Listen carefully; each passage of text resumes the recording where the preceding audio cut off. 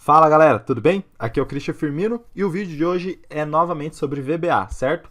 Alguns dias aí sem publicar vídeos de VBA, mas estou aqui de volta, tá bom? No vídeo de hoje nós vamos falar aqui sobre um calendário permanente no VBA. Como fazer ele, né? Veja que conforme eu troco o mês aqui, o nosso calendário ele é preenchido automaticamente, nós podemos avançar aí eternamente, né? E voltar também. Nesse calendário você pode adicionar várias funcionalidades, não é tanto o intuito desse vídeo, o intuito dele é mostrar algumas técnicas bem interessantes aí de como a gente trabalhar com loopings, tá bom? Mas antes de iniciar, peço para você aí que se inscreva no canal, ative o sininho de notificação e já curta esse vídeo, tenho certeza que você vai gostar. E depois, ao término dele, não se esqueça de deixar seu comentário e compartilhar com seus amigos, porque novos conhecimentos sempre é importante ser compartilhado, tá bom? Então vamos lá. Vamos para a nossa planilha zeradinha aqui e nós vamos definir a área do nosso calendário. Vou escrever aqui, ó, domingo, basta eu arrastar para a direita e vou ter aqui a minha área, ok? Agora, uma coisa que é muito interessante é a gente definir onde que pode ter o nosso calendário, qual é a área provável. Então aqui eu vou puxar 6 linhas, se não me engano o calendário pode ter no máximo 6 linhas, né? Ou 5. Bom, vou deixar 6 aqui por garantia, tá bom? Não estou lembrando exato. Aqui então, defini meu intervalo e eu vou dar um nome para ele. Todos os nomes de intervalo eu gosto de começar com Z, que fica mais fácil, tá? Então eu vou colocar Z, int, intervalo, vou escrever intervalo calendário. Deixar bem claro aqui para as pessoas. Agora nós vamos fazer o seguinte, nós vamos lá no VBA e eu vou mostrar o porquê que eu coloquei o intervalo aqui, tá bom? Deixa eu pegar esse intervalo aqui e pintar ele de cinza para poder facilitar a nossa visualização por enquanto, tá bom? Então vamos lá.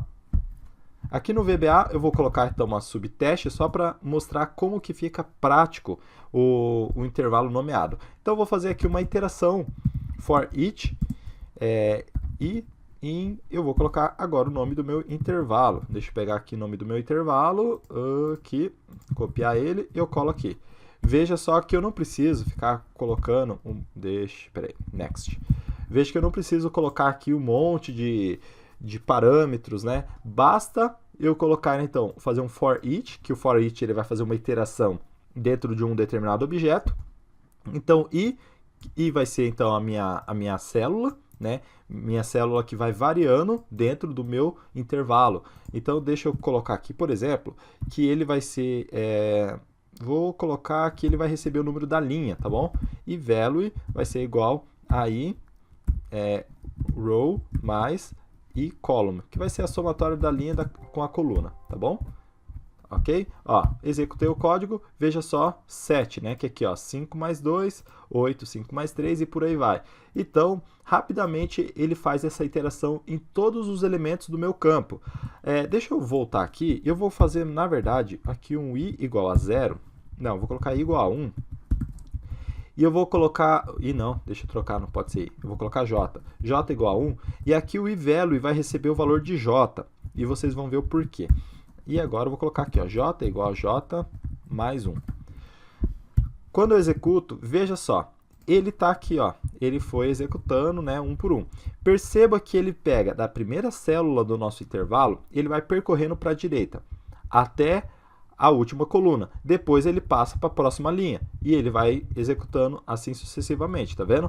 Por isso que eu deixei dessa forma, que antes quando estava somatório linha e coluna, a gente não conseguia ver qual é a sequência, qual é a ordem que o Excel está executando aqui, tá bom? Então, eu tenho aqui o nosso intervalo, onde que ele vai preencher, e veja, se a gente tem aqui os números da primeira semana, aqui, ó, de 1 até o 7, se eu souber qual que é o número da semana que inicia o meu mês, eu posso colocar aqui o número 1. Por exemplo, se o mês começa numa quarta-feira, então o dia da semana for igual a 4, então eu posso verificar. Se o meu J for igual a 4, aqui preenche 1, certo? Então nós vamos colocar esses dias da semana. Nós vamos colocar aqui, ó, um campo dataref, que é minha data de referência, e aqui eu vou colocar então 1/5 de 2018, tá bom? Sempre começa pelo primeiro dia, não preciso colocar o dia atual. A data de referência é sempre o primeiro dia do mês. Agora, para pegar o primeiro dia da semana aqui, o dia da semana desse dia, na verdade, eu venho aqui, então, deixa eu colocar dia, semana. E aqui eu vou colocar, então, o dia da semana. Dia da semana que é esse primeiro aqui. Veja, o mês de maio de 2018 começa pelo terceiro dia da semana, então ele começa na terça. Então, quando eu fizer a minha iteração, eu quero que quando j for igual a 3, ele receba o número 1, que esse é o primeiro dia da semana. Daí esse aqui tem que ser no dia 2, dia 3, dia 4, até chegar no último, tá? O último dia da semana, já vou deixar aqui também. Então, último dia da semana não, último dia do mês, né? Último dia do mês, o que eu posso fazer? É somar o meu mês aqui mais um, certo? E subtrair um dia. Então, eu posso fazer o quê? Pegar aqui um mês, data M, que ele vai pegar o mês inicial, vou adicionar mais um. Veja que aqui ele pegou, deixa eu converter, ó, ele adicionou um mês, tranquilo. Aí eu subtraio um. Aí eu tenho o meu último dia do mês. Agora, para converter isso em dia, que eu vou trabalhar com dia, eu subtraio, eu coloco dentro da função dia. Agora sim, eu tenho meu último dia do mês. Tá bom? Então aqui eu vou colocar o nome personalizado, vou colocar Z, primeiro dia, vou colocar Z semana in, tá? De semana inicial, e nesse aqui eu vou colocar Z último dia. O interessante é que quando a gente vai colocando Z aqui, se caso você estiver trabalhando depois, quando você tiver com o seu código bem grande, toda vez que você vê entre colchetes e tiver um Z, você sabe que é um intervalo nomeado. Você já pode procurar ele por aqui ou procurar aqui em cima também, né? Pegar no gerenciador de nomes, você vai saber onde que está o seu intervalo, ok? Então vamos lá. Aqui agora nós vamos fazer essa função para valer, né? Vamos trabalhar sério aqui. Então, primeiramente, option explicit, que é para poder forçar a declaração das variáveis. Aqui nós vamos trocar então esse campo para, vamos colocar aqui preenche calendário, que é o nome da nossa sub agora. Opa, deu outro enter, não precisava. E agora eu tenho que declarar minhas variáveis. Aqui o J aqui vai ser din J as integer. Integer. Tá difícil, hein? Integer.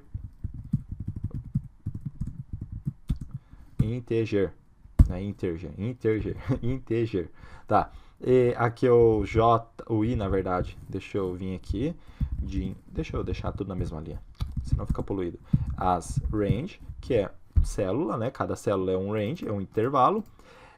E agora, tá, beleza, está executando. Eu vou agora fazer aquela validação, né?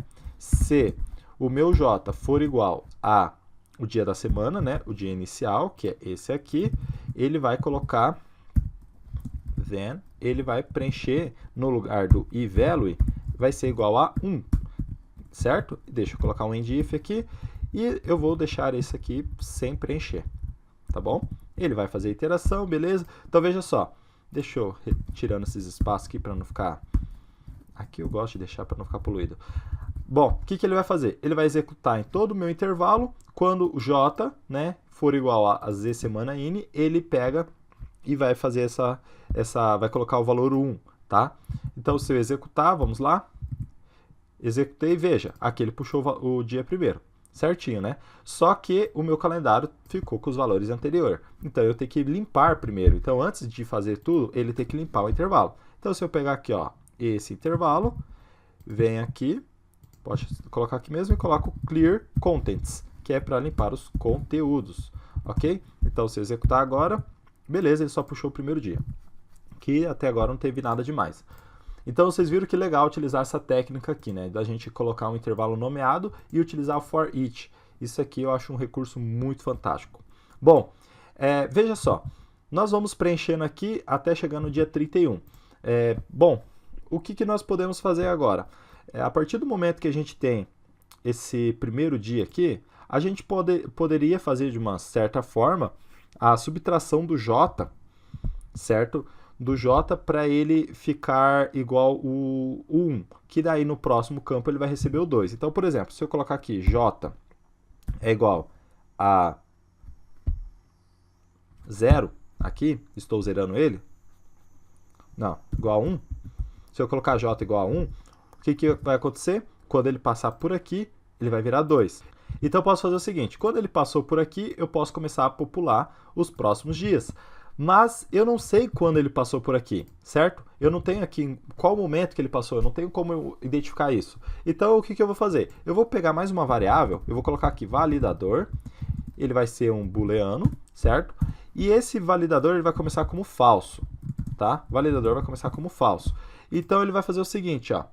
Ele só vai entrar nesse loop aqui se o validador for falso. Então ele vai pegar aqui, ó, validador for falso, ok? Agora depois que ele passar nele, ele pode ligar o validador. Opa, deixa eu colocar aqui, ó, validador igual a true, ok?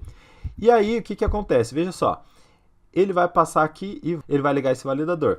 E agora eu posso fazer aqui um novo if, eu vou fazer em cima, logo nós vamos entender o porquê. Aí aqui eu vou colocar, ó, se o validador for true e o meu j for menor ou igual ao último dia do mês.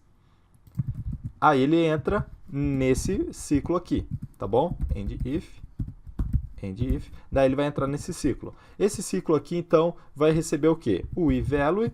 Opa, iValue vai ser igual a j. Será que vai dar certo? Vamos executar. Opa, isso aqui ficou como variável. Tá vendo como que é bom utilizar o option explicit? Agora sim. Veja só que está preenchido nossos dias do mês. Ó. O mês de maio, ele tem 31 dias. Então, ele começa do dia 1º até o dia 31.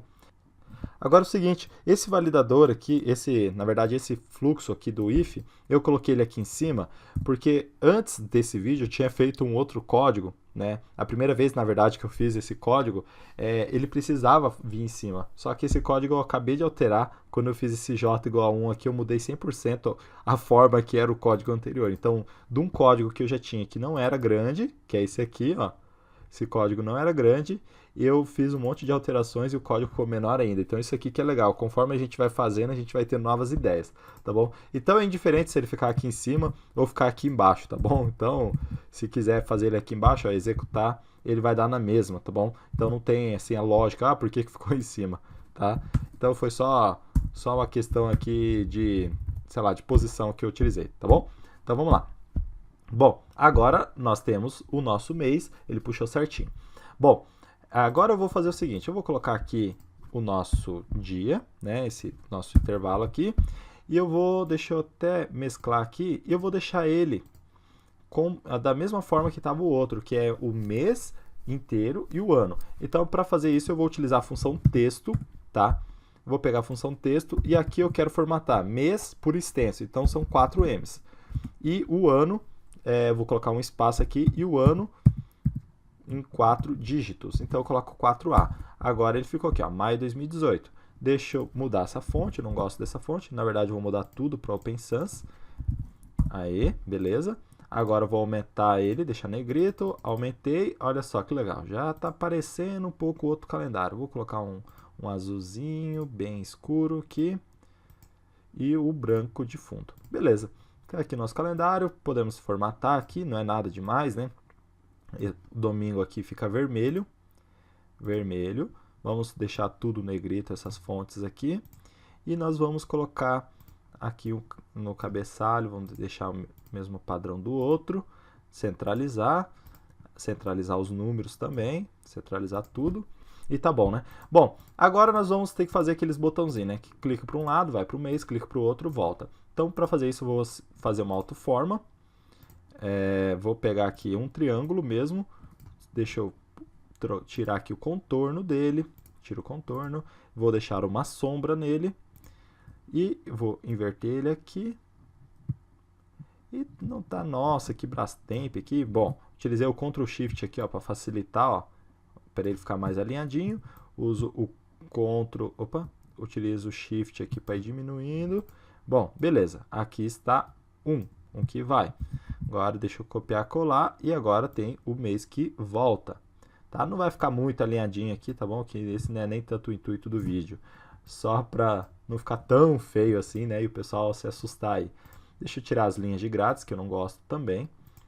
Aí, agora sim. Bom, agora a gente tem que fazer que quando clica aqui, ele soma um mês. Quando clica aqui, ele retorna um mês. Para fazer isso daí é bem tranquilo, né? Nós vamos vir aqui agora e fazer uma função, uma sub, na verdade. Vamos fazer uma sub que muda mês, né? Vou colocar muda mês. Então, nós temos que fazer aquela adição do mês, né? Aqui nós vamos fazer o seguinte. Deixa eu fazer uma função só Deixa eu colocar aqui, bom, vou deixar sem parâmetro por enquanto. Eu vou fazer então que ele adicione o mês, então eu vou pegar o valor desse mês, dessa data, na verdade. Eu vou transformar ele como um intervalo nomeado também, então eu vou colocar data_ref aqui. Opa, copio ela. E agora eu vou colocar aqui, ó, data_ref.value. Eu vou fazer então date_add, que é a função do VBA que a gente pode adicionar datas. O intervalo, aqui tá vendo, tá pedindo como string, é o intervalo, eu vou colocar M, porque eu quero adicionar um mês. Number as double aqui, eu vou colocar 1, certo? Porque eu quero adicionar um mês. E o date aqui eu vou deixar a minha data inicial. Então, olha só, a minha função vai fazer isso. Bom, vamos testar? Eu vou colocar aqui então, atribuir uma macro, vou colocar muda mês, aqui, beleza? Se eu clicar nela, olha lá, está adicionando os meses. Ok, mas para voltar eu teria que fazer a mesma função, né? Então aqui eu vou copiar então toda essa função, essa sub, na verdade, né? Deixa eu tirar esses espaços vazios. Aqui, beleza? E aqui eu vou colocar então -1. Veja, aqui eu vou mudar então, em vez de muda mês, eu vou colocar adiciona mês e aqui subtrai mês. Subtrai mês, ok? Então aqui eu vou trocar para atribuir macro para adiciona mês e aqui eu vou trocar a macro para, vou atribuir uma macro para subtrai mês. Então se eu clicar aqui ele tem que subtrair o mês. Beleza, se eu clicar aqui ele tem que adicionar. Só que veja só, aqui o nosso calendário não está mudando, né? Obviamente, por quê? Não tem nenhuma correlação entre os dois. Então uma forma que nós podemos fazer é colocar aqui então para ele chamar essa função. Então só eu colocar ela, preenche calendário, função não, sub, estou confundindo de novo. Coloquei para ele chamar o calendário, né? Então toda vez que eu clicar, ele chama o calendário. Veja só. E tá aí. Beleza? Tá feito o nosso calendário. Veja que a gente fez poucas linhas de código. Confesso para vocês que é a primeira vez que eu fiz um calendário desses, a minha linha de código era muito maior, minha lógica era muito mais complicada. Eu aprendi, na verdade, eu utilizei essa técnica aqui, aprendi ela desenvolvendo em JavaScript, que eu criei um calendário em JavaScript. E aí eu pensei, por que não fazer isso em VBA? Então isso que é importante da gente estudar novas linguagens, novos conceitos, que você vai aprendendo, novas formas de visualizar a mesma coisa. E veja que o nosso código aqui ele ficou bem pequeno, né? Se a gente for ver aqui, ele tem no total de 34 linhas com os espaços, né? Beleza? Então comente abaixo aí o que você achou. Não se esqueça aí de curtir, de compartilhar o vídeo. E se você ainda não se inscreveu, se inscreva no canal, ative a notificação, que você vai aprender várias coisas bacanas aí que estou preparando para vocês. Tá bom? Um forte abraço e até a próxima. Valeu!